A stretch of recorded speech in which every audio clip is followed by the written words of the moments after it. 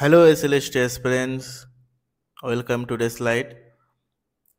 তো প্রথমে আমি যেটা বলবো, sorry for the late update. আমার শরীরটা কিছুদিন ধরে খুব খারাপ যাচ্ছিল, তার জন্য তোমাদের টাইমলি ক্লাস দিতে পারিনি। তো ভাইয়েরা অনেকেই, বোনেরা অনেকেই কমেন্ট করেছে দাদা ভিডিও আসছে না, তো তার জন্য প্রথমেই সরি। তো আজকে অনেকটা বেটার ফিল করছি, যার জন্য তোমাদের হলো আজকে আমরা অল্প হলেও সিলেবাসটাকে এগিয়ে নিয়ে যাব। আজকে আমরা যে পার্টটা কভার করব সেটা হচ্ছে এই যে হোয়াইট মার্ক, ইয়েলো মার্ক যেটা দেওয়া আছে, নিউটনস ল অফ মোশন। আমরা এই আপকামিং দুটো লেকচারে, দুটো কি হাইস্ট তিনটে প্রবলেম সলভিং সেশন দিয়ে তিনটের মধ্যে আমরা এইটুকু কমপ্লিট করে দেবো। তো আজকে আমরা বেসিক বেসিক জিনিসগুলো শুরু করব। নিউটন ল অফ মোশন আজকে শুরু করব। দেখা যাক কতটুকু কভার করতে পারি আজকে। সো চলো সবাই মিলে ক্লাসটা শুরু করি। সো আচ্ছা, প্রথমে বলি আজকে তো মেকানিক্সের ক্লাস। মেকানিক্স মানে হচ্ছে বলবিদ্যা। তাহলে বলবিদ্যার যে ফার্স্ট ওয়ার্ডটা আসে বল, তারপর বিদ্যা তো এডুকেশন। তো এই বলবিদ্যা নিয়ে মেকানিক্স। সো এই বল অর্থাৎ বলবিদ্যা অর্থাৎ মেকানিক্সে ফোর্স, বলটাই কিন্তু আসল। তাহলে এই ফোর্স বা বল কাকে বলবো? তাহলে বল হলো এমন একটি বাহ্যিক কারণ যা কোনো স্থির বস্তুকে গতিশীল করে বা গতিশীল বস্তুকে গতি প্রদান করে, তাই তো? তাহলে বল হলো একটা রিজন যার কারণে কিন্তু এটা হয়। তো এই বল নিয়ে ফিজিসিস্টের মধ্যে যারা আগে দার্শনিক ছিল, পরে ফিজিসিস্ট এসে, তো এই নিয়ে কিন্তু অনেকের মধ্যে অনেক প্রশ্নই ছিল। তো এই ফিল্ডে যারা এই বলবিদ্যায় বিদ্যা প্রয়োগ করেছে আর কি, প্রথম থেকে শুরু করে তাদের সম্বন্ধে কিছু জেনে নেওয়া ভালো। যদিও এগুলো পরীক্ষায় আসবে না, কিন্তু পুরো মেকানিক্সটাকে মজার ছলে শেখার জন্য আহ, আমি এইখান থেকে শুরু করেছি। জাস্ট দুটো তিনটে স্লাইড, তারপরে আমরা আসল টপিকে ঢুকে যাব। তাহলে বলবিদ্যায় বিদ্যা প্রয়োগ কে করেছেন? না, প্রথম যে বল সম্বন্ধে, বল বলে ফোর্স বলে কোনো একটা কিছু আছে, সেটা কিন্তু আমাদের ধারণা দিয়েছিল অ্যারিস্টটল। এবং অ্যারিস্টটল বিশ্বাস করতেন যে একটি বস্তুকে সমগতিকে চলতে থাকলে তার উপর কনস্ট্যান্ট ফোর্স দিয়েই যেতে হবে, দিয়েই যেতে হবে, দিয়েই যেতে হবে। মানে ধরুন একটা ফোর্স দিলাম, সে কিছু দূর চললো সমগতিতে, তারপর আবার তাকে রিপিটেডলি ফোর্স দিয়ে দিয়ে যেতে হবে। এটি ছিল অ্যারিস্টটলের ধারণা। ধারণাটা বহু বছর ধরে মানুষ বিশ্বাস করেছে। এবং যদি বলি যে আমাদের ফিজিক্সের ডেভেলপমেন্ট বা যে পরপর, সেগুলো কিন্তু এক দুদিনের মধ্যে হয় না। আহ, অনেক সময় এক একটা কনসেপ্ট, থিওরি আমরা 100-200 বছরও বা তারও বেশি আমরা কিন্তু মেনে নিই, পরে সেটাকে ভুল প্রমাণিত করি। যাই হোক, তো এরপরে অ্যারিস্টটলের পরে যিনি এই বলবিদ্যা বা ফোর্স, এই মেকানিক্স নিয়ে কাজ করেছেন, তিনি হচ্ছে গ্যালিলিও। গ্যালিলিও তো একটা বিখ্যাত ক্যারেক্টার, ফিজিক্সিস্ট এবং একজন দার্শনিক হিসেবে। তো গ্যালিলিও যে এক্সপেরিমেন্টটা করেছিলেন, যে এরকম একটা উম, আমরা দেখছি যে এরকম একটা ইউ শেপ, এর মধ্যে একটা বল ছেড়ে দিয়ে তিনি দেখছিলেন যে এইখান থেকে যে হাইটে বলটাকে ছাড়া হচ্ছে, সেই বলটা সেই হাইটে গিয়েই সেই হাইট পর্যন্ত পৌঁছাচ্ছেন, এবং পরবর্তীতে আস্তে আস্তে সেই হাইটটা কমছে এবং স্থির হয়ে আসে। তো এই হিসেবে গ্যালিলিও যে ব্যাখ্যাটা দিয়েছিল যে যদি এখানে ফ্রিকশন বলটা কাজ না করতো, অর্থাৎ বাহ্যিক যদি কোনো বল বা ফোর্স, ফ্রিকশন বল, ঘর্ষণ বল বা এদিক থেকে আসে এয়ারের একটা প্রেশার, এগুলো যদি না থাকতো, তাহলে দেখা যেত যে এই বলটাকে একবার যদি সমগতিতে আমি ছেড়ে দিতাম, এ অল টাইম এভাবে করতেই থাকতো। তো এইটা আরও একটা এক্সপেরিমেন্ট, সেটা দেখায়নি। তো এইগুলোর মধ্যে দিয়ে গ্যালিলিও তখন প্রমাণ করতে চেয়েছিল যে যে কোনো বস্তুকে বল প্রয়োগ করা ছাড়াও কিন্তু সে সমগতিতে চলতে পারে, অর্থাৎ একবার বল প্রয়োগ করলেই সে সমগতিতে চলতে পারে। এবং সেটা এক্সপেরিমেন্টের মাধ্যমে গ্যালিলিও দেখায় এবং অ্যারিস্টটলের ধারণাকে তিনি ভুল প্রমাণিত করেন। এরপরে এই গ্যালিলিওরই ছাত্র নিউটন আসে, এবং নিউটন কিন্তু এই গ্যালিলিওর যে আহ, গ্যালিলিও যে এক্সপেরিমেন্ট করার মতবাদ তিনি দিয়েছিলেন, তার উপর ভিত্তি করেই কিন্তু তার ছাত্র গ্যালিলিও কাজ শুরু করেন। এবং এই যে জড়তা বা ইনার্শিয়া, এইটা কিন্তু প্রথমে গ্যালিলিও প্রথম ধারণা দিয়ে যায় যে যে গুণের জন্য স্থির বস্তু চিরকাল স্থির থাকতে চায় বা গতিশীল বস্তু সমগতিতে চলতে চায়, তাকে আমরা জড়তা বা ইনার্শিয়া বলে থাকি। এই এই যে মেন যে একটা থিওরি বা মতবাদ গ্যালিলিও দিয়েছিলেন, এইটা নিয়েই নিউটন প্রথম কাজ শুরু করেন। এবং তার গুরুকে শ্রদ্ধা জানানোর জন্যই কিন্তু নিউটনের প্রথম যেটা সূত্র, সেটাতে কিন্তু আমরা ইনার্শিয়া সম্বন্ধে জানতে পারি। যদি কোশ্চেন আসে যে নিউটনের প্রথম সূত্র আমাদের কি নিয়ে আলোচনা করে, তখন কিন্তু আমাদের বলতে হবে যে বস্তুর ইনার্শিয়া বা জড়তা নিয়ে আলোচনা করে হচ্ছে নিউটনের প্রথম সূত্র। তাহলে বাইরে থেকে বল প্রয়োগ না করলে, এবং নিউটন এই জড়তার সূত্রটাকেই মডিফিকেশন করে কিভাবে বলেন যে বাইরে থেকে বল প্রয়োগ না করলে স্থির বস্তু চিরকাল স্থির থাকে এবং গতিশীল বস্তু সমগতিতে চলতে থাকে। এই সূত্র বলে, এই সূত্র বল এবং জড়তার সংজ্ঞা দেয়। অর্থাৎ কোনো বস্তুকে স্থির বা গতিশীল থেকে চেঞ্জ করতে গেলে যেটা আমাদের দরকার হয়, সেটা হচ্ছে আমাদের ফোর্স, অর্থাৎ বল। এবং যে এই ফোর্সটাকে অপোজ করে, সেইটা কিন্তু আমাদের বলে ইনার্শিয়া বা জড়তা। যদি বস্তুটা স্থির থাকে তাকে গতিশীল হতে বাধা দেয়, আবার যদি বস্তুটা গতিশীল থাকে তাহলে কিন্তু তাকে স্থির হতে বাধা দেয়। অর্থাৎ তাহলে আমরা জানতে পারলাম, এবং আমরা বিভিন্ন এক্সপেরিমেন্টে দেখেছি, যখন ধরো আমরা বাসের মধ্যে চলছি, হঠাৎ ব্রেকটা কষলো, আমরা সামনের দিকে ঝুঁকে পড়লাম, কিংবা হঠাৎ বাসটা চলতে শুরু করলো, আমরা পিছনের দিকে সরে পড়লাম, বা এরকম ধরো এখানে কি স্কেটিং বোর্ডে করে একটা মেয়ে আসছে, ছবিতে যেটা দেখিয়েছি, তো এইখানে ধাক্কা খেলো।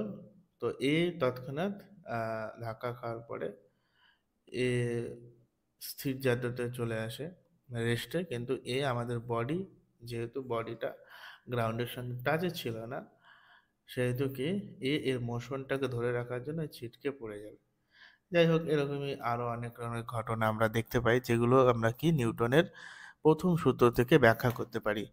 অর্থাৎ জড়তা দিয়ে, ইনার্শিয়া দিয়ে আমরা এই ঘটনাগুলোকে ব্যাখ্যা করতে পারি। এরপরে এরপরে যেটা আছে সেটা হচ্ছে এই যে আমরা বলছি ফোর্স, এই ফোর্সটাকে আইডেন্টিফাই করার জন্যই কিন্তু নিউটনের দ্বিতীয় সূত্র। অর্থাৎ এই ফোর্সটা কি সেটা কিন্তু বলে দেয়। এই যে বল, যে বলটা আমরা আগে বললাম যে স্থির বস্তুকে গতিশীল করতে বা গতিশীল বস্তুকে স্থির করতে যেটা আমরা ইউজ করি বল, ফোর্স, এই ফোর্সটাকে আমরা পরিমাপ করব কি করে, বা আমরা কি করে জানবো এই ফোর্সটা।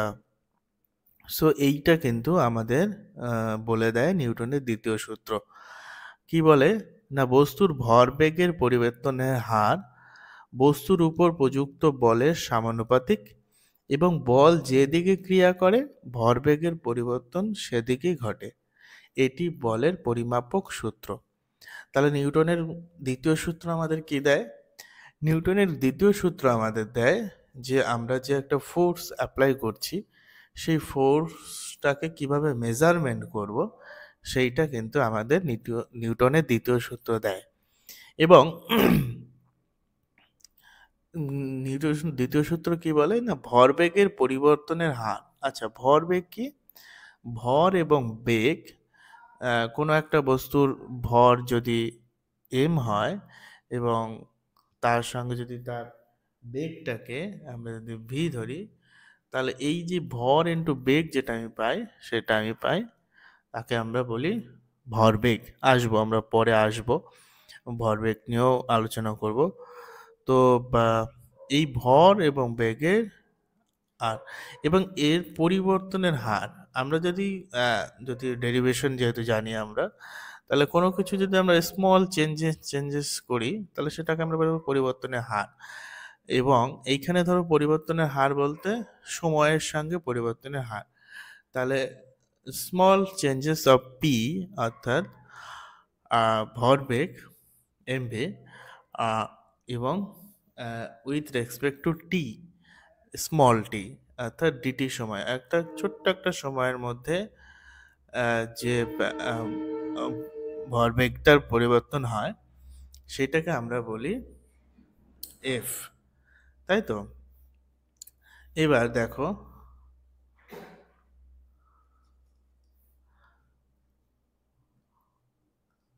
অর্থাৎ এফ সমান সমান নিউটনের গতিসূত্র বলল যে এই ফোর্সটা হচ্ছে এর ভ্যালু। তো ফোর্স যেহেতু কি একটা ভেক্টর রাশি, তাহলে তার একটা মান থাকবে এবং একটা দিক থাকবে। আচ্ছা, তাহলে এই মানটা কি হবে? এর মানটা হবে ডিপি বাই ডিটি, অর্থাৎ পি ইজ ইকুয়াল টু ভরবেগ পরিবর্তনের হারকে আমরা বলবো পরিবর্তনের হারকে বলবো আমরা ফোর্স। এবার পি সমান সমান এম ভি আমরা যদি লিখি, তাহলে ডিডিটি অফ এম ভি। তাই তো?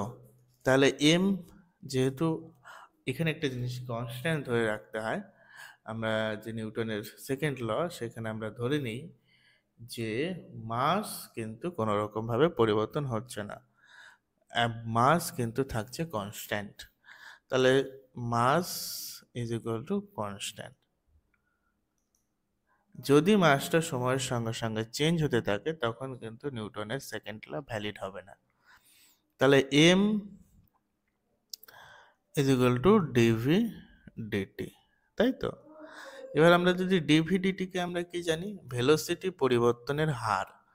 অর্থাৎ সময়ের সাপেক্ষে যদি ভেলোসিটির পরিবর্তন হতে থাকে, ধরো এখন 0 সেকেন্ডের ভেলোসিটি, ধরো একটা কোনো ইনস্ট্যান্ট টাইম, সেটাকে আমরা 0 বলছি, সেটাতে একটা ভেলোসিটি ধরো 10 মিটার পার সেকেন্ড, এবং 5 সেকেন্ড পরে দেখলাম সেটা 15 মিটার পার সেকেন্ডে গিয়ে পৌঁছালো। তাহলে তার ত্বরণ কি হবে না, final velocity minus initial velocity by হচ্ছে যতটা টাইম লেগেছে, অর্থাৎ 5 সেকেন্ড লেগেছে। তাহলে এইটা দেয় আমাদের ত্বরণ। এই ত্বরণ অর্থাৎ এম ইজ ইকুয়াল টু ডিভিডিটিকে আমরা লিখতে পারি এম ইন্টু এ।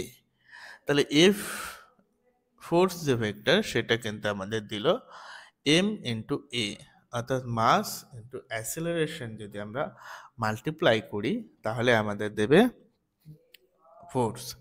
এবং এই যে ফোর্স আমরা পেলাম, তাহলে সেইটার দিকটা কোন দিকে হবে? দিকটা কিভাবে ফাইন্ড করব? দিকটা হবে যে এই যে ভরবেগ, আহ, এখানে বলছে যে বল যেদিকে ক্রিয়া করে, ভরবেগও সেই দিকে পরিবর্তন ঘটে। অর্থাৎ এটা অপর দিকে বলা যায় না যে ভরবেগটা যেদিকে ক্রিয়া করবে সেই দিকেই বলের দিক। বোঝা গেল? অর্থাৎ ভরবেগটা যেদিকে পরিবর্তন হবে, মানে ধরো এই একটা ব্লক, এই দিকে সরে যাচ্ছে, এর স্থির ছিল, ফোর্স দিয়েছে, তাহলে তাহলে এই দিকে যদি সরে যায়, তাহলে আমি বলবো যে নেট ফোর্সটা তাহলে এদিকেই কার্যকারী হচ্ছে। যদি নেট ফোর্সটা এই দিকে কার্যকারী হতো, তাহলে তো ব্লকটা এই দিকে সরার কথা ছিল। তাই তো? তাহলে এখানে বলতে পারি যে ভরবেগের পরিবর্তন যেদিকে হবে, আমরা তাহলে আমরা বলতে পারবো যে এর যে ফোর্সের যে নেট ডাইরেকশন, তাহলে কিন্তু সেটা কিন্তু ভরবেগ যেদিকে পরিবর্তন হচ্ছে সেই দিকটাতেই হবে। বোঝা গেল? তো এই দুটো ছোট্ট আহ, কথা নিউটন তার দ্বিতীয় সূত্রে বলে গেছে, যেটা হলো যে প্রযুক্ত ভরবেগ পরিবর্তনের হার প্রযুক্ত বলের সমানুপাতিক হবে, এবং বল যেদিকে ক্রিয়া করবে ভরবেগ পরিবর্তন কিন্তু সেই দিকেই ঘটবে। বোঝা গেল? এবার যদি আমরা একটা 3 কোঅর্ডিনেট সিস্টেমে, অর্থাৎ ধরো একটা কার্টেসিয়ান কোঅর্ডিনেট XYZ, যদি একটা কার্টেসিয়ান কোঅর্ডিনেটে আমরা যদি ফোর্স নিয়ে আলোচনা করি, তখন যদি বলি আমরা একটা ফোর্সকে, তখন যেহেতু ফোর্স একটা ভেক্টর রাশি, তাহলে তার যদি কোনো একটা ভেক্টর কম্পোনেন্ট আমরা দেখেছি I, J, K ক্যাপের কার্টেসিয়ান 3 ডাইমেনশনাল কার্টেসিয়ান কোঅর্ডিনেটে হয়, তাহলে ফোর্সও একটা ভেক্টর রাশি, তারও 3টে কম্পোনেন্ট থাকবে। তখন যদি আমরা বের করতে যাই যে তার এক্স অ্যাক্সিস বরাবর ফোর্সের কি কম্পোনেন্ট হবে, তখন কিন্তু এই কম্পোনেন্ট অফ ফোর্স মানে এক্স বরাবর এম এ, তাহলে অ্যাসেলারেশন এ বরাবর কিভাবে চেঞ্জ হচ্ছে, অ্যাসেলারেশন ওয়াই বরাবর কিভাবে চেঞ্জ হচ্ছে, জেড বরাবর কিভাবে চেঞ্জ হচ্ছে, সেইভাবেই কিন্তু আমার এফ এক্স বরাবর, এফ ওয়াই বরাবর এবং এফ জেড বরাবর কাজ করবে। বোঝা গেল? এবার হচ্ছে নিউটনের একক, মানে বলের একক কি, বলকে আমরা কি দিয়ে প্রকাশ করি। তাহলে আমরা এফ সমান সমান জানলাম এম এর তো আমরা যদি এসআই ইউনিটই বের করার চেষ্টা করি, তাহলে আমরা বলবো এম কি সমান সমান কেজি, তাই তো। ইন্টু অ্যাসিলারেশন কি জানি। আচ্ছা, অ্যাসিলারেশনটা দেখো, একদম যদি আমরা ভুলে যাই তাহলে আমরা কি করে বের করব, তাহলে এ সমান সমান আমরা জানি ডিভি ডিটি বা ভি বাই টি, এখানে আমরা বলবো velocity by T, V by T, V by T. V সমান সমান কি লিখবো, ভেলোসিটি সমান সমান ডিসপ্লেসমেন্ট বাই টাইম, সরণ বাই সময়, তাহলে S by T by T, তাহলে এটা এইভাবে লেখা যায় এস বাই টি স্কোয়ার, তাই তো। তাহলে এস বাই টি, তাহলে সরণ এর কি দেব মিটার, বাই হচ্ছে টি স্কোয়ার মানে সেকেন্ড ইনভার্স টু, এটাকে যদি এক লাইনে লিখি তাহলে সেকেন্ড ইনভার্স টু। বোঝা গেছে? তাহলে নিউটন, তাহলে বলের একক হচ্ছে নিউটন এবং তার ইউনিট হচ্ছে KG metre second inverse two. বোঝা গেল? এবার যদি আমরা বলি নিউটনের সংজ্ঞা কি, আচ্ছা তার আগে দেখো বলের মাত্রা কি, ডাইমেনশন। তাহলে কেজিকে আমরা কি দিয়ে প্রকাশ করি, মাস এম, লেন্থকে আমরা এল দিয়ে প্রকাশ করি, আর টাইমকে টি দিয়ে প্রকাশ করি এবং তার পাওয়ারে -2। তো that's is the dimension of force, right? Now তাহলে নিউটন, এবার যদি আমরা নিউটন, এক নিউটন কাকে বলবো, যে নিউটন তো আমরা বললাম ফোর্সের একটা ইউনিট হয়ে গেল নিউটন, এই এক নিউটন আমরা কাকে বলবো, এক নিউটন অর্থাৎ 1 কেজি ভরের কোনো বস্তুতে 1 মিটার/সেকেন্ড স্কোয়ার ত্বরণ সৃষ্টি করতে যে বলের প্রয়োজন হয় তাই হচ্ছে 1 নিউটন। 1 নিউটন সমান সমান কি, 1 KG metre second inverse two. বোঝা গেছে? এইবার এই নিউটনের দ্বিতীয় সূত্রের আমরা যদি একটা প্র্যাকটিক্যাল এক্সাম্পল দেখতে চাই, যেটা কিন্তু পরীক্ষায় আসার সম্ভাবনা আছে, মানে এখান থেকে প্রশ্ন আসলে এরকমই আসবে, তাহলে আমরা এবার এই নিউটনের গতিসূত্রের উপর তার অ্যাপ্লিকেশন বেসড প্রবলেম দেখব পরে। এবার নিউটনের গতিসূত্র থেকে ডাইরেক্ট কি কোশ্চেন আসতে পারে সেটা দেখো। যে বলেছে, তাহলে কোশ্চেন শুরু করি। তাহলে একটি 5 কেজি ভরের বস্তুর উপর 15 নিউটন বল প্রয়োগ করা হলে বস্তুটি কত ত্বরণ লাভ করবে। একদম সোজা অঙ্ক দিয়ে দিয়েছি কি, এম সমান সমান 5 কেজি এবং এফ সমান সমান দিয়েছেন 15 নিউটন। তাহলে বস্তুতে ত্বরণ কত হবে। তাহলে আমরা নিউটনের দ্বিতীয় সূত্র থেকে কি জানি, F is equal to M A, তাহলে এ সমান সমান এফ বাই এম। সো তাহলে এফ এর ভ্যালু কত? 15 নিউটন। এম এর ভ্যালু কত? 5 কেজি। তাহলে এ সমান সমান কত হবে? 3। এবার ত্বরণের ইউনিট কি? Metre per second and, metre per second square যেহেতু দিয়েছি, বা মিটার ডট সেকেন্ড ইনভার্স 2। বোঝা গেল? তাহলে সেই অনুযায়ী অপশন কিন্তু হবে অপশন সি। নেক্সট যদি দেখি, যে বলছে 2 কেজি ভরের একটি বস্তুর উপর বল প্রয়োগ করলে ফলে এর ত্বরণ এত হয়েছে, তাহলে প্রযুক্ত বলের মান কত? একদম সেম পাতি অঙ্ক, একদম স্ট্রেট ফরওয়ার্ড অঙ্ক।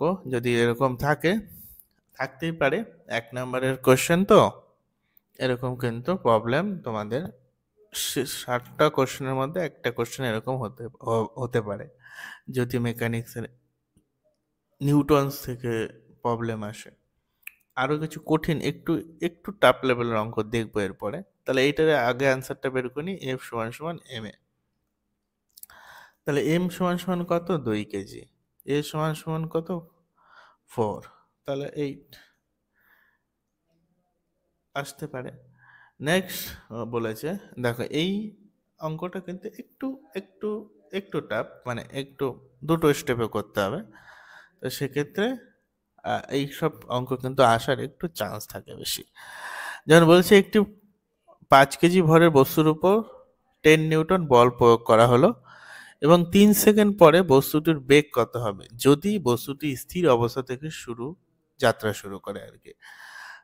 তাহলে প্রথমে বলে দিয়েছি এম 5 কেজি, ফোর্স বলে দিয়েছে 10 নিউটন। তাহলে এখান থেকে আমরা এ পাবো, তাহলে এফ সমান সমান এম এ। তাহলে এম এ সমান সমান কি দাঁড়াবে? এফ বাই এম, তাই তো? তাহলে এফ সমান সমান হলো 10, তাহলে এবং এম সমান সমান 5, দ্যাট ইজ 2।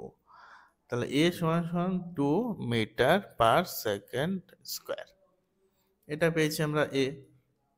এবার বলেছে বস্তুটি যদি স্থির অবস্থা থেকে শুরু করে তবে তার 3 সেকেন্ড পর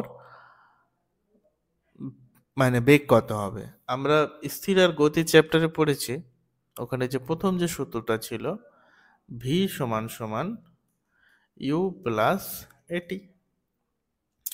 এবার ভি ইউ সমান সমান আমরা জানি 0, তাহলে ভি সমান সমান কি হবে? এ ইন্টু টি।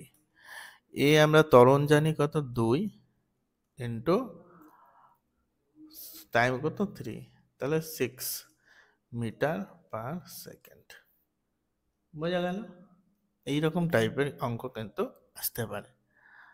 নেক্সট, আচ্ছা, এরপরে আমরা যেটা আলোচনা করব সেটা হচ্ছে নিউটনের থার্ড ল। আচ্ছা, নিউটনের থার্ড ল কি বলছে? বলছে প্রতিটি ক্রিয়ারই একটি সমান ও বিপরীত প্রতিক্রিয়া আছে। এটা তো আমরা সবাই জানি যে ক্রিয়া এবং প্রতিক্রিয়া, প্রতিটি ক্রিয়ার একটি সমান এবং বিপরীত প্রতিক্রিয়া আছে। নিউটনের তৃতীয় সূত্র এইটা বলে। এবার ধরো, যদি একটা, এইখানে আমরা দেখো একটা গ্যাস বেলুনের একটা উদাহরণ এখানে ছবিতে দিয়েছে, মানে এইখানে গ্যাস বেলুন গ্যাস ছাড়ছে, যে প্রেশারটা তৈরি করছে তার অপোজিটে যে ফোর্সটা হচ্ছে, তার দরুন কিন্তু গ্যাস বেলুনটা উপরে উঠছে, তাই তো? মানে যে পরিমাণে গ্যাস ছাড়ছে, যে ফোর্সটা এখানে অ্যাপ্লাই হচ্ছে, সেই অপোজিট ফোর্সের দরুন কিন্তু উপরে উঠছে। এবারে একটা ব্যাপার হচ্ছে, ধরো কোনো একটা বস্তু স্থির আছে, তাহলে তো আমাদের আপাত দৃষ্টিতে মনে হতেই পারে যে বস্তুটা তো স্থির আছে, তাহলে তার উপর কি কোনো ফোর্স ক্রিয়া করছে, বা তার উপর কি কোনো ক্রিয়া প্রতিক্রিয়া বল কোনো কিছু আছে কি? এইটা কিন্তু অবজার্ভ করার ব্যাপার। অর্থাৎ যদি একটা বস্তু স্থিরও থাকে, তাহলে আমাদের গ্র্যাভিটেশনালের জন্য সব সময় কিন্তু একটা ফোর্স, ধরো আমরা দাঁড়িয়ে আছি, তাহলে আমরা তো স্থির আছি। এই যে আমাদের নিচের দিকে যদি গ্র্যাভিটেশনাল ফোর্সটা না থাকতো, তাহলে কিন্তু আমরা দাঁড়িয়ে থাকতে পারতাম না, হয় আমাদের পড়ে যেতে হতো। তাহলে আমরা দেখছি যে সবসময় একটা বল কিন্তু সর্বদা নিচের দিকে কাজ করে, এবং সেই বলটাকে আমরা, সেই ফোর্সটাকে বলি এমজি। অর্থাৎ আমার যে মাস এবং যে গ্র্যাভিটেশনাল ফোর্স, সেইটা যদি আমরা মাল্টিপ্লাই করি, তাহলে সেই বলটা কিন্তু আমাকে নিচের দিকে সবসময় টানছে। এবং আমি যে দাঁড়িয়ে আছি, তাহলে আমাকে দাঁড়িয়ে থাকার জন্য একজন তো নিচের দিকে টানছে। তাহলে আমাকে যদি একটা ফোর্স দিয়ে সবসময় একজনকে নিচের দিকে আমরা টানি, তাহলে তো সে তো নিচে পড়ে যাওয়ার কথা। কিন্তু আমরা কিন্তু ভূমি থেকে আমরা ধরো মাটির উপর দিয়ে হাঁটছি, আমরা কিন্তু আমাদের পা কিন্তু ডাউন হয়ে যায় না, আমাদের কিন্তু ভূমির উপরে থাকে। তার মানে কি, এদিক থেকে টানছে একটা ফোর্স, তাহলে উপর দিকেও কিন্তু অটোমেটিক্যালি একটা ফোর্স কাজ করছে। এটা আমরা দেখতে পাচ্ছি না, কিন্তু একটা ফোর্স কাজ করছে। অর্থাৎ এই ধরো, তাহলে এই ধরো একটা সিম্পল উদাহরণ নিয়েছি, যে একটা বই রেখেছি একটা টেবিলের উপরে। তাহলে বইটা যেহেতু স্থির আছে, আমাদের আপাত দৃষ্টিতে মনে হবে যে বইটার উপর কোনো ফোর্সই ক্রিয়া করছে না, কিন্তু না, বইটা কিন্তু যদি ফোর্স, এইখানে কিন্তু একটা ওর যে মাস আছে তার জন্য কিন্তু গ্র্যাভিটেশনের জন্য একটা ফোর্স নিচের দিকে সর্বদা কাজ করছে। এবং এই কিন্তু তাহলে নিচের দিকে যেহেতু কাজ করছে, তাহলে টেবিলটা ভেঙে ঢুকে যেতে পারতো, কিন্তু ঢুকছে না। টেবিল তাকে অপোজিটে একটা ফোর্স দিচ্ছে। এই যে এই পজিশনে যেখানে ফ্রিকশনটা হয়েছে, অর্থাৎ টাচে যে পজিশন, সেইখানে কিন্তু অপোজিট দিকে একটা ফোর্স ক্রিয়া করছে। তার মান হচ্ছে এমজির সঙ্গে সমান। যেহেতু দুটো বল পরস্পর সমান, তাহলে এবং আমরা ভেক্টর চ্যাপ্টারে দেখেছি, ধরো একটা ভেক্টর এরকম, আর একটা ভেক্টর যদি সেম অপোজিট ভেক্টর হয়, এবং তাহলে দুটো ভেক্টরে যদি আমরা রেজাল্টেন্ট ভেক্টর বের করি, তাহলে কি হবে, জিরো পাবো। তাহলে সেক্ষেত্রে আমরা বলতে পারি যে একটা ফোর্স যেদিকে ক্রিয়া করে, প্রতিক্রিয়া বল তার অপোজিট দিকে ক্রিয়া করছে, এবং তাদের রেজাল্টেন্ট যে ফোর্সটা হবে সেটা কিন্তু জিরো, যার জন্য বস্তুটা স্থির থাকে। এবার যদি বস্তুটার নিচের এমজির ভ্যালু যদি বেশি হয় এর তুলনায়, তাহলে কিন্তু সেই বস্তুটা নিচের দিকে ঢুকে যাবে। আবার যদি এর ফোর্সের যদি বেশি হয়, তাহলে কিন্তু অটোমেটিকলি বস্তুটা টেবিল থেকে লাফিয়ে উপরে উঠে যাবে, তাই তো? তাহলে এইভাবে আমরা, তাহলে আহ, আমরা দেখতে পাচ্ছি নিউটনের তৃতীয় সূত্র, বস্তুটা স্থির থাকুক, গতি থাকুক, যে পরিস্থিতিতে থাকুক, তার উপর কিন্তু একটা এমজি বল ক্রিয়া করে, এবং তার রেজাল্টেন্ট অপোজিট একটা লম্ব বল কিন্তু ঊর্ধ্বমুখী এমজির বিপরীতে কাজ করে, তাই তো? তাহলে নিউটনের তৃতীয় সূত্রে আমরা এটা জানতে পারলাম। এরপরে নিউটনের তৃতীয় সূত্রের একটা ইন্টারেস্টিং অ্যাপ্লিকেশন হচ্ছে, আমরা মানে অবজারভেশন আমরা কিন্তু দেখতে পাই চলন্ত লিফটে। এবং সেখানে কিন্তু আমরা আমরা যদি লিফটে বা নাগরদোলায় উঠি, তখন কিন্তু যখন বড় নাগরদোলা, দেখো রিং, বড় সার্কুলার নাগরদোলাতে যেগুলোতে উঠি, তাহলে কিন্তু আমরা অবজার্ভ করতে পারবো, যখন আমরা নিচের দিকে নামছি আমাদের দেহটা মনে হচ্ছে হালকা হয়ে যাচ্ছে, আবার যখন উপর দিকে উঠছি আমাদের নিজেদেরকে ভারী মনে হচ্ছে। কিংবা যদি লিফটে উঠলে অতটা বোঝা যায় না, কারণ লিফট তো কনস্ট্যান্ট একটা মোটামুটি ভেলোসিটি নিয়ে ওঠে নামে, সেহেতু আমরা বুঝতে পারি না। কিন্তু যখন নাগরদোলায় চড়ি তখন কিন্তু আমরা এইটা ফিলিং করি। এবং এখানে আমরা এই এই এই এই টপিকটা, অর্থাৎ রিয়াকশন ইন মুভিং লিফট, এটা কিন্তু আহ, যদি আমরা বই দেখি, আহ, অর্থাৎ নিউটনের এই চ্যাপ্টারটার সঙ্গে কিন্তু ওতপ্রোতভাবে জড়িত। এবং এখান থেকে কিন্তু বিগত, যদি আমরা প্রিভিয়াস ইয়ার এসএলএসটি কোশ্চেন দেখি, তাহলে কিন্তু এখান থেকে প্রশ্ন আসে, এবং কোশ্চেন কিন্তু ইন্টারভিউতে জিজ্ঞাসা করে। তো এই জন্য এই টপিকটা একটু ইম্পর্টেন্ট। এইখানে কয়েকটা কনসেপ্ট আছে, ব্যাস এটা একটু মাথায় রাখতে হবে। এবার এইখান থেকে কিন্তু কোশ্চেন, এইরকম কোশ্চেনগুলো সেট হয়, সেগুলো আমরা অঙ্কগুলো করব। খুব জিনিসটা খুব ভালো করে বুঝে নাও। বলেছে একটি জ্বলন্ত লিফটে কোনো বস্তু ব্যক্তি থাকলে তার আপাত ওজন লিফটের গতির উপর নির্ভর করে। এখানে আমরা লিফট ধরতে পারি, নাগরদোলা ধরতে পারি, বোঝা গেল? আহ, নির্ভর করে এবং পরিবর্তিত হয়। আপাত ওজন মানে আমার যে আহ, ওজন, ওজন আর ভর আর ওজন কিন্তু আলাদা, জানো তো? ওজন হচ্ছে আমার মাস কোয়ান্টিটি, মানে আমার মধ্যে সলিড কতটা কি আছে, এবং ভর হচ্ছে এম ইন্টু জি, এইটা কিন্তু কে বলে ভর। তাহলে ভর কিন্তু চেঞ্জেবল, অর্থাৎ চাঁদের ভর একরকম, পৃথিবীর ভর একরকম। তাহলে লিফটের মধ্যে উঠলে লিফটের ভরও অন্যরকম।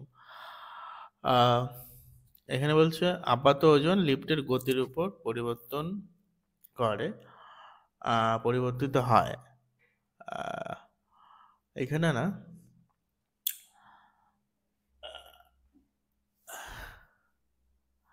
তাহলে উম,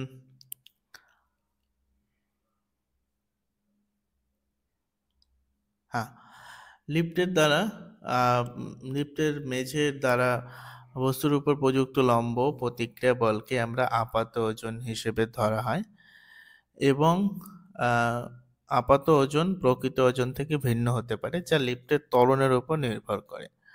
অর্থাৎ আমরা এখন বিভিন্ন কন্ডিশনগুলো দেখব, সেই অনুযায়ী কিন্তু আমাদের আপাত ওজন, আমাদের মনে হবে যে আমাদের ওজন কমে গেছে বা বেড়ে গেছে। যদি ধরো লিফটটি যখন এই ত্বরণ নিয়ে উপর দিকে ওঠে, সেক্ষেত্রে কি হয়, ধরো একটা আমি ব্লক কি আঁকলাম, তাহলে এর M mass is equal to M ধরো, তাহলে নিচে টানছে এম জি, এবং উপর দিকে একটা ফোর্স অটোমেটিকলি ক্রিয়া হয়েছে। যদি কোনো রকম কিছু না হয়, ধরো কনস্ট্যান্ট ভেলোসিটি হয় বা সি থাকে, তাহলে আর সমান সমান এম জি, মানে এইটার সঙ্গে এটা সমান। এবার ধরো অ্যাক্সিলারেশন নিয়ে উপরে উঠছে, তাহলে কি হবে, তাহলে কে পজিটিভ কে হবে, অর্থাৎ এর রেজাল্টেন্ট ফোর্সটা বেশি, তাই উপর দিকে উঠছে, তাই তো? তাহলে আর মাইনাস এম জি, এদের যে মাইনাস হবে, ফোর্সের যে ডিফারেন্স হবে, সেটাই কিন্তু উপর দিকে উঠছে, মানে একটা ফোর্স। তাহলে এই ফোর্সটা কি হবে না, R minus M G is equal to M A, তাই তো? তাহলে আর সমান সমান আমরা কি লিখবো, M A plus M G. এটাকে এম যদি কমন নেই, এ প্লাস জি। তাহলে এই যে রেজাল্টেন্ট ফোর্সটা হবে, বা আপাত ওজন আমরা বলছি, অ্যাপারেন্ট ওয়েট যেটা হবে, সেটা কিন্তু এম ইন্টু এ প্লাস জি। অর্থাৎ আমাদের কিন্তু তাহলে প্রকৃত ওজনের থেকে এমজি আমাদের যদি আম, প্রকৃত ওজন হয়, তার থেকে কিন্তু আমাদের কিন্তু এই ফোর্সটার জন্য নিজেদেরকে একটু ভারী মনে হবে, বোঝা গেল? এবং যদি এখানে অ্যাক্সিলারেশন না নিয়ে ধরো লিফটটা উপর দিকে উঠছে, 3 তলায় উঠছে, তাহলে 2 তলায় পার হওয়ার পর লিফটটাকে তো থামতে হবে। তাহলে সেক্ষেত্রে কিন্তু আমরা আমাদের আপাত ওজন মনে হবে এম জি মাইনাস এম এ, বোঝা গেল? শুধু এখানে অ্যাসিলারেশন ছিল, এখানে সেম, এখানে অ্যাসিলারেশন ছিল, এখানে কি হবে, ডিঅ্যাসিলারেশন। তো সেক্ষেত্রে R is equal to M G minus M A. এইবার যদি লিফটটা নিচের দিকে নামতে শুরু করে, ঠিক আছে, লিফটটা যদি নিচের দিকে নামে, তাহলে কি হবে? যদি লিফটটা নিচের দিকে নামে, যদি আহ, এবং সমগতিতে নিচে নামে, তাহলে আর সমান সমান এমজি, এটা আমরা বলতে পারি। কিন্তু যদি ত্বরণ থাকে একটা নামার সময়, তাহলে তার কি এফেক্ট হবে?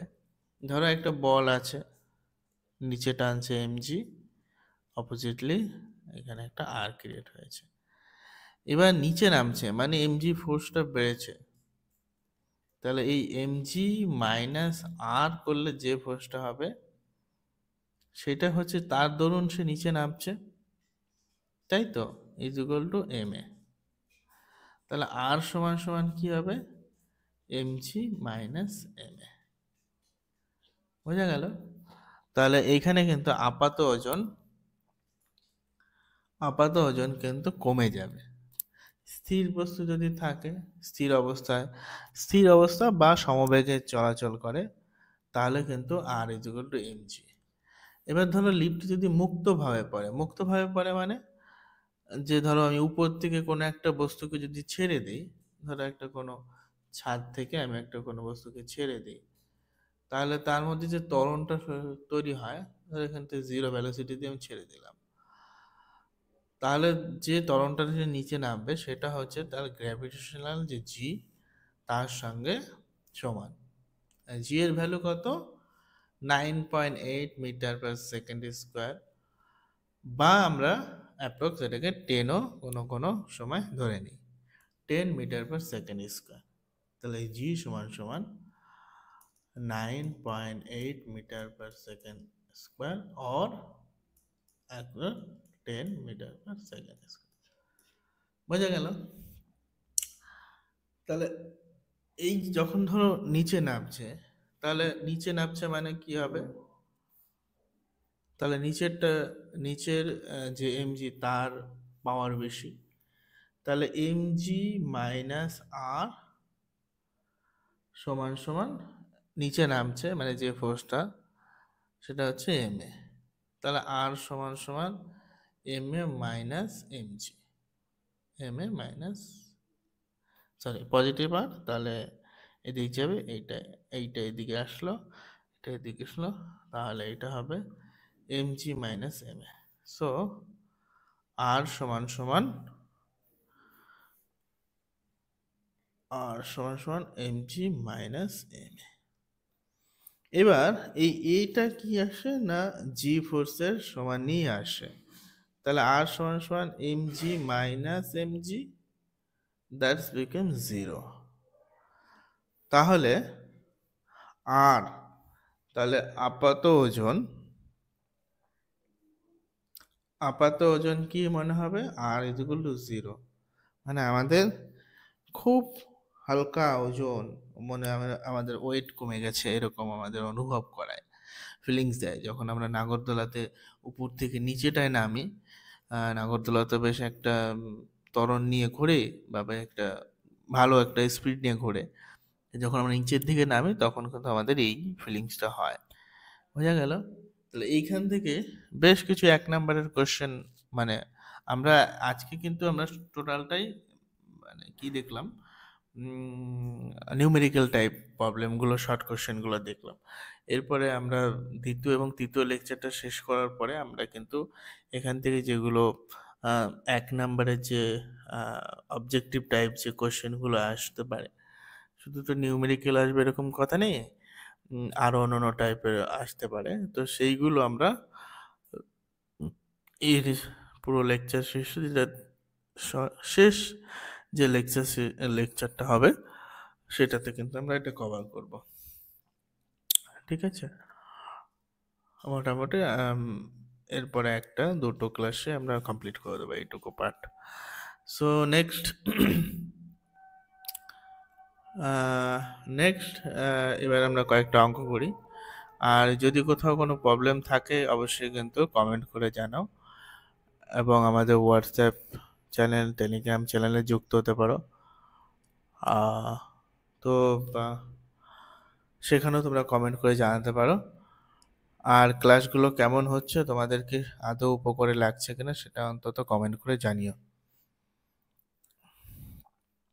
তাহলে বলেছে যে একটি লিফটে 50 কেজি ভরের একজন ব্যক্তি দাঁড়িয়ে আছে। যদি লিফটটি এত মিটার ত্বরণের সঙ্গে উপরে উঠতে শুরু করে তবে ব্যক্তির আপাত ওজন কত হবে।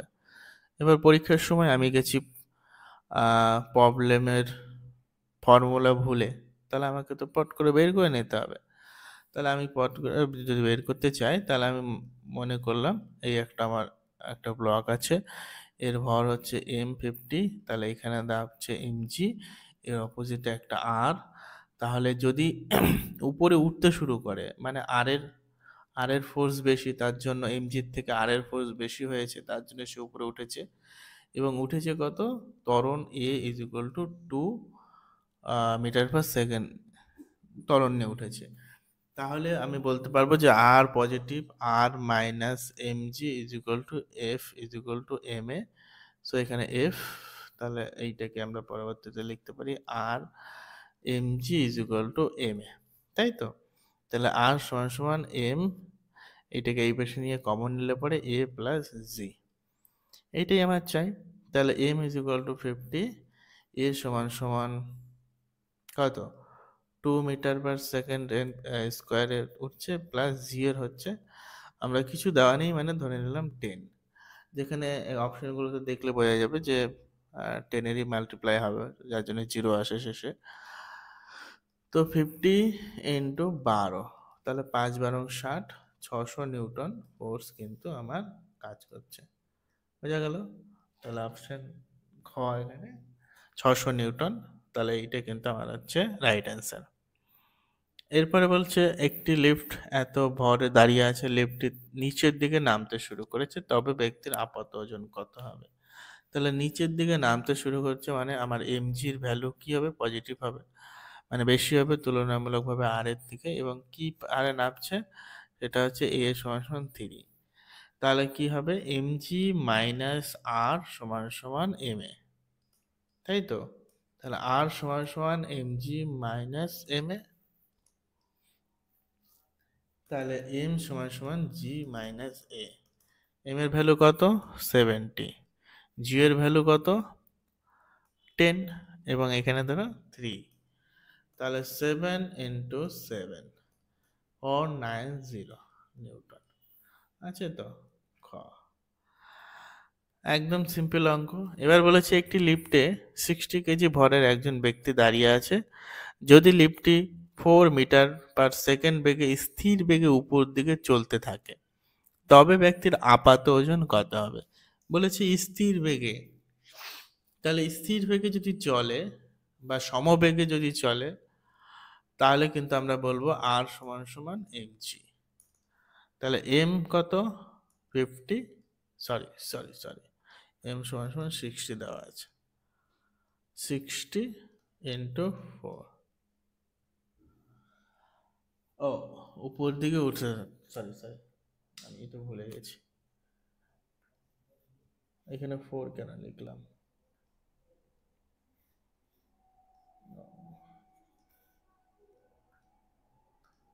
তাহলে জি কত? 10, তাহলে এখানে কত হবে? 600 নিউটন। দেখো এইখানে কিন্তু এই ডেটাটা দিয়েছে, লোক ভাববে যে এই ডেটাটা কোথায়, কেন, কি, কিন্তু অঙ্কটা কিন্তু খুব সহজ। যেহেতু সমবেগে উঠছে, তাহলে কিন্তু যেহেতু তার মধ্যে কোনো ত্বরণ নেই, তাহলে কিন্তু আর ইকুয়াল টু এমজি। এবার এই অঙ্কটাকে যদি আরো মানে ধরো যারা একদম যাদের বুঝতে অসুবিধা হচ্ছে, ধরো আমি মনে করলাম যে একটা ত্বরণ আছে, সেটা নিয়ে সে উপরে উঠছে, তাহলে আমরা আগের অঙ্কতে দেখেছি M is equal to G plus A. যেহেতু ত্বরণ নেই, তাহলে যদি ভেলোসিটির পরিবর্তনই না হয়, তাহলে ত্বরণ থাকবে কি করে? ত্বরণ সমান সমান 0। তো সেক্ষেত্রে এম ইকুয়াল টু জি। বোঝা গেছে? এইভাবে এসছে ব্যাপারটা। তো এরপরে তারপরে কোশ্চেনটা যদি দেখি, যে মুক্তভাবে যদি নিচে পড়তে থাকে তাহলে আপাত, এবার যদি মুক্ত দড়ি ছিঁড়ে, লেফটে যদি দড়ি ছিঁড়ে যায়, যদি মুক্তভাবে পড়ে, তাহলে এম সমান সমান M A minus M G, that is বা M G minus M A, that is become 0, M G minus M G equal to 0। তো সেক্ষেত্রে কিন্তু আমরা 4 নম্বরের যে স্টেটমেন্টটা ছিল, সেখানে কিন্তু আমরা বলেছিলাম যে আমরা নিজেদেরকে ভার শূন্যতা মনে করব। তাহলে আর সমান সমান যদি 0 হয়, তাহলে আপাত ওজন কত হবে? 0 মনে হবে, আমাদেরকে ভার শূন্য ফিলিংস হবে। এরপরে যদি এবার ধরো একটু যদি একটু অঙ্কটা ঘুরিয়ে দেয়, তাহলে তোমরা করতে পারবে তো? যেমন ধরো বলেছে আম, একটু আহ, বলেছে যে এত কেজি ভরের একটু বস্তু রাখা আছে, লিফটটি উপর দিকে চলতে শুরু করলে বস্তুর উপর লিফটের মেঝে দ্বারা প্রযুক্ত বল 270 নিউটন হয়, লিফটের ত্বরণ কত? দেখো অঙ্কটা কিন্তু ডাইরেক্ট তোমাদের দেয়নি, অঙ্কটা একটু ঘুরিয়ে দিয়েছে। তাহলে আমরা উপর দিকে উঠতে শুরু করেছি মানে কি, আর সমান সমান অর্থাৎ আপাত ওজন আহ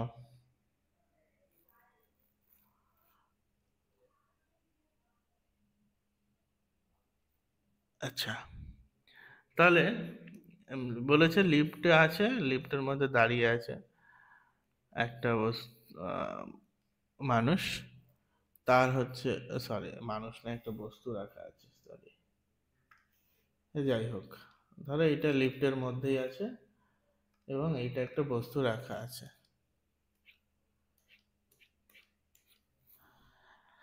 তার ভর হচ্ছে 25 কেজি, তাহলে এমজি দিয়ে সে নিচের দিকে টানছে, উপরে একটা এই লিফটের যে মেঝে আছে সে একটা ফোর্স দিচ্ছে, সেটা হচ্ছে আর।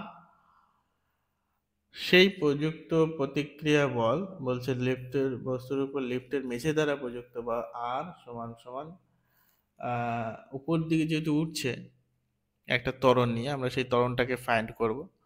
তাহলে উপর দিকে উঠলে কি হয়, আর সমান সমান এম জি প্লাস এ। আমরা যদি আগের অঙ্কটা, প্রথম অঙ্কটা দেখি তাহলে এটা বেরিয়েছিল আর কি। তাহলে এখানে, এখান থেকে যদি আমি তোমার এর ভ্যালু বের করতে চাই, তাহলে কি হবে, এম এ সমান সমান কি দাঁড়াবে, আর মাইনাস এম জি, তাই তো, এ সমান সমান R minus M G by M.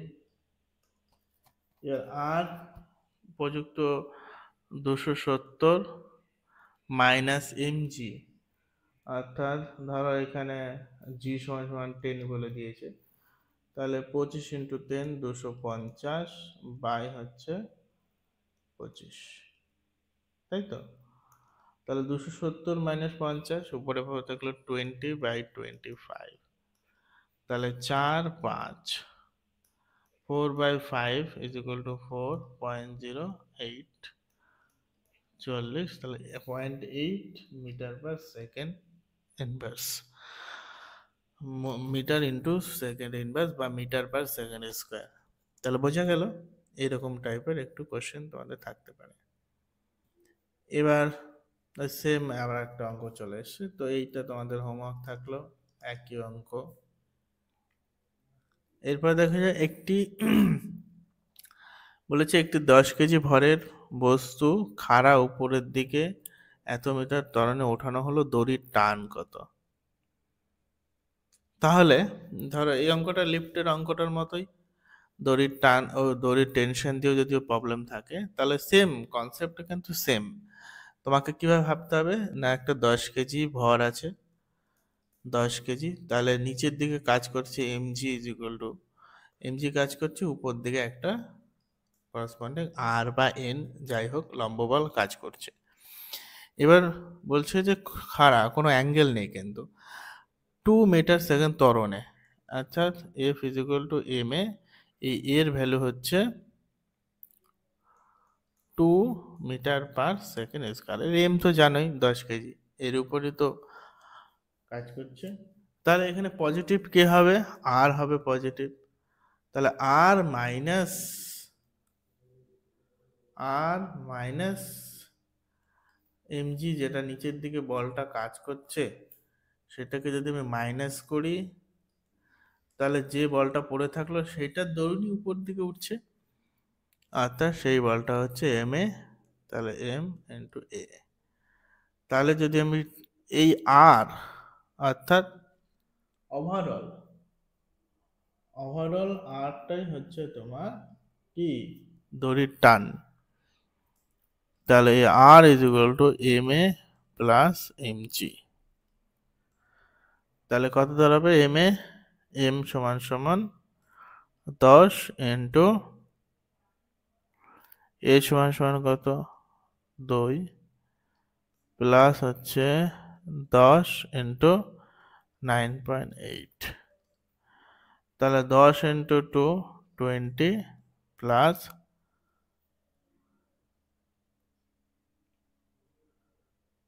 10 × 9.8, তাহলে 98, that is 1 on 8 নিউটন। তাহলে এইটা সমান সমান টি,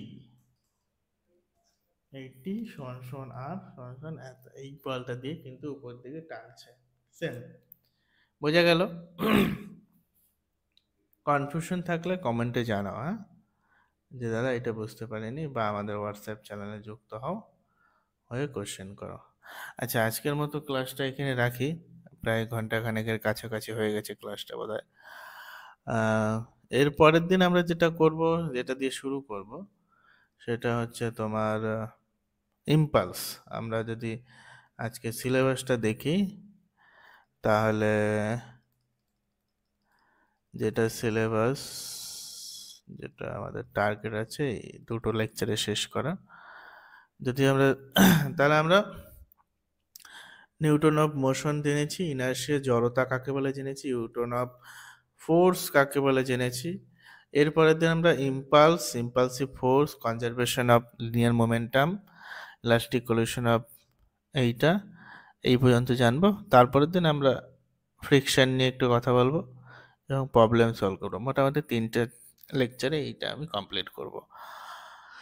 সো এরপর থেকে আশা করি তোমাদের ডিলে করাবো না।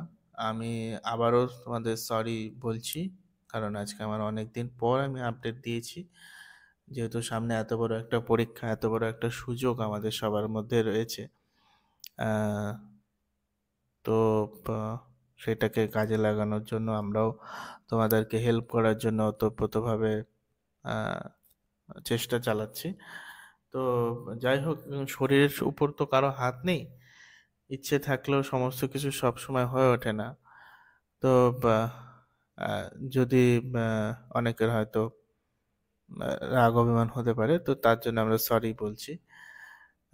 আশা করি এরপর থেকে শরীর সুস্থ থাকলে আমি পরপরই লেকচার দিতে থাকবো, তোমরা তোমাদের সাহায্যার্থে আর কি, কিছু একটু সুবিধা হয়। যদি আমাদের লেকচারগুলো ভালো লাগে অবশ্যই কমেন্ট করে জানিও কেমন লাগছে, ভালো লাগলে একটা লাইক করে দিও। চ্যানেলে যদি যুক্ত থাকতে চাও বা পরপর আপডেটগুলো পেতে চাও অবশ্যই সাবস্ক্রাইব করো। প্রবলেম কোয়ারি থাকলে হোয়াটসঅ্যাপ চ্যানেল আছে, সেখানে জানাও, টেলিগ্রাম লিঙ্ক আছে, সেখানে জানাও, কোনো রকম ডাউট হলে সেখানে জানাও। আর আরও যদি তোমার মতো কেউ থাকে যে গাইডেন্স দরকার ফ্রি অফ কস্টে, তাহলে তাকে শেয়ার করে দিও। তাহলে ততক্ষণ পর্যন্ত সবাই ভালো থেকো। এর পরের লেকচারে আমরা যেটুকু বললাম, পরের লেকচারে আমরা পরেরটা কমপ্লিট করব। ঠিক আছে, আজকের মতো এখানেই শেষ করছি। চলো, ততক্ষণ তোমরা ভালো করে প্রিপারেশন নাও, আশা করি সবার ক্লিয়ার হয়ে যাক। এত বড় একটা সুযোগ। ঠিক আছে, ততক্ষণ সবাই প্রিপারেশন আরো ভালো করে নাও, সবাই সুস্থ থাকো। চলো, টাটা।